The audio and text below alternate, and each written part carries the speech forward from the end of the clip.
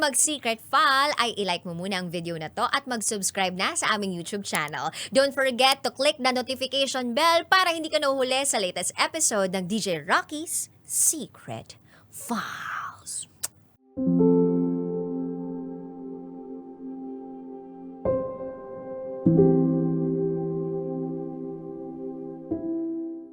Dear Titan Jello at Rocky Terra, matagal-tagal na rin akong sumusubaybay sa inyong programa sa radyo. Kung hindi man ako makaabot sa radyo, minsan nakikinig din ako sa YouTube.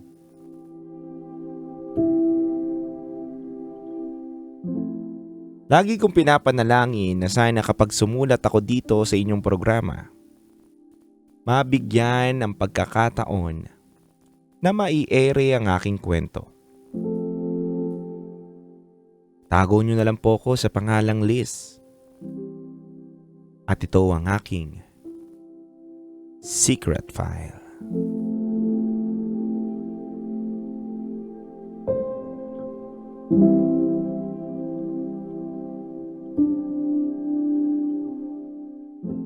DJ Titan Jello at DJ Rocky Terra, habang sinusulat ko ang liham na ito, umiikot sa puso ko ang labis na pagsisisi. Marami kasi akong naging atraso sa mga kaibigan ko. At parang kulang pa nga ang paghingi ng tawad para mabayaran ko yun lahat. Naiintindihan ko rin naman na hindi naging madali ang desisyon nilang talikuran ako. Pero aaminin ko, naipit lang talaga ako. Dala ng pangangailangan. Minsan ako nakipagkwentuhan sa isang kakilala. May negosyo raw siya at nagbebenta ng mga mamahaling alahas. Inalok niya ako at kailangan niya raw kasi ng investor. Yung mga panahon na yun, meron naman ako na itatabing pera. Pero kulang pa ito sa halagang kailangan niya para sa akin. Kaya ang ginawa ko, inilapit ko siya sa mga kabarkada ko. At nung kwento ko sa kanila ang mga kalakaran ng negosyo niya, pumayag silang maging kasosyo sa jewelry business na inaalok sa akin. DJ Titan Jello at DJ Rocky Terra, hindi ko inaasahan ang bilis ng mga pangyayari. Halos lahat ng inambag namin sa negosyo, nabawi agad pagkatapos lang ng ilang linggo. Ang bilis ng bentahan ng mga alahas na inaangkat ng grupo namin. Dahil dito, nasilaw silang mag-invest pa ng mas marami para mas malaki ang balik na pera sa amin. Sino nga ba naman hindi maniniwala na ang bilis naming kumita?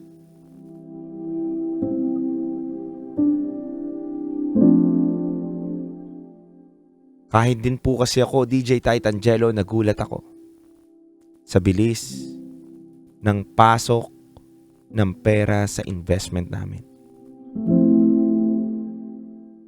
Wala pong mag-aakala na scam po ito.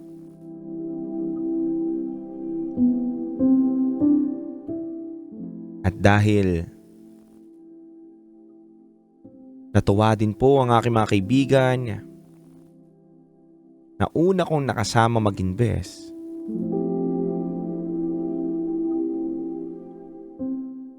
binigay po nila sa akin ang kanilang mga pandagdag kapital para sa negosyo namin. Yun nga lang, dumating ang isang hindi inaasahang pangyayari sa pamilya ko. At kinailangan kong pumili DJ Titan Cello at DJ Rakitera. Aksidente sa motor ang panganay kong kapatid na si Martin. Sa awa ng Diyos, buhay pa naman pero masela ng kalagayan. Kinailangan niyang sumailalim sa operasyon sa ulo para matanggal ang mga dugo na namuo sa loob ng kanyang utak. Tinapat ako ng doktor. Hindi daw biro ang halaga ng kinakailangan. Naisip ko na sa akin ang pera ng mga kaibigan ko. At wala akong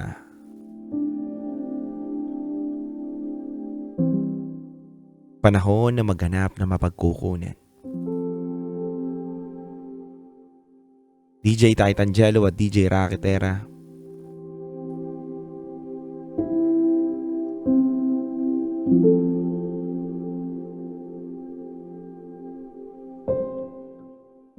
sinubukan ko pong kuhain at gamitin ang pera na pinagkatiwala sa akin ng mga kaibigan ko. Naisip ko po kasi kung hindi ko to gagawin,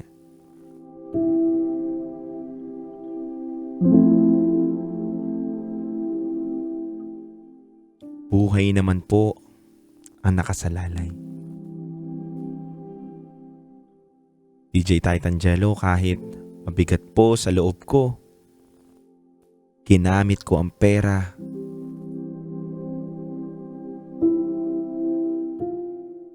para po pang opera.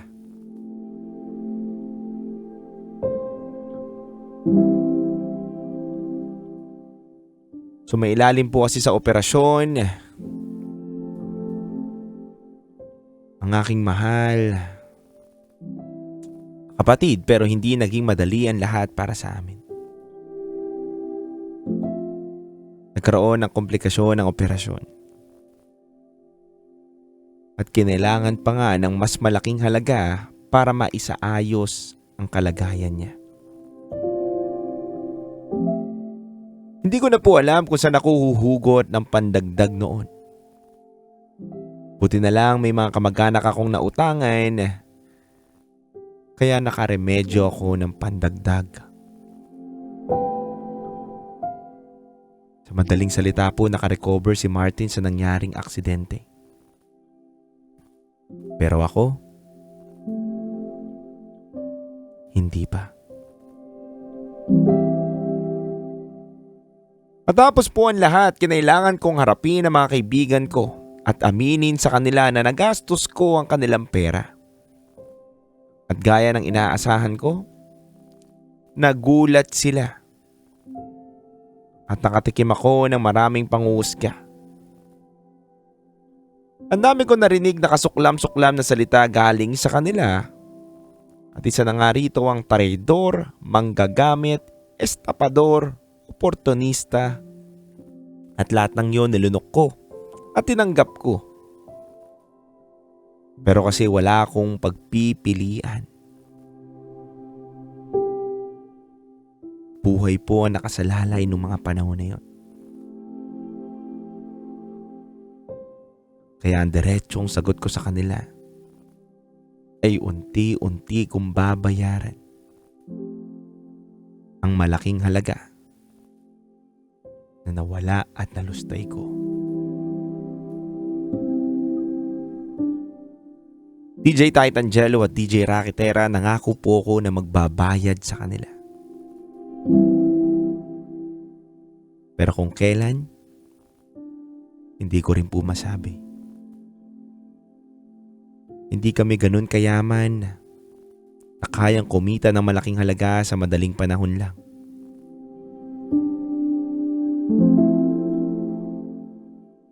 DJ Titan Cello at DJ Rakitera, unti-unti akong tinalikuran ng mga kaibigan ko.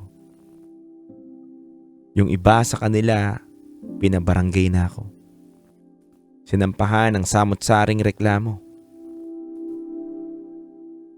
Pero hindi ko rin sila masisisi. Dahil pera nila ang nagastos ko.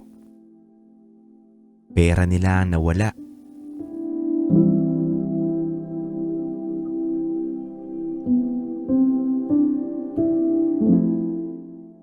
Alam nyo mga kabisyo, DJ Titangelo at DJ Rakatera.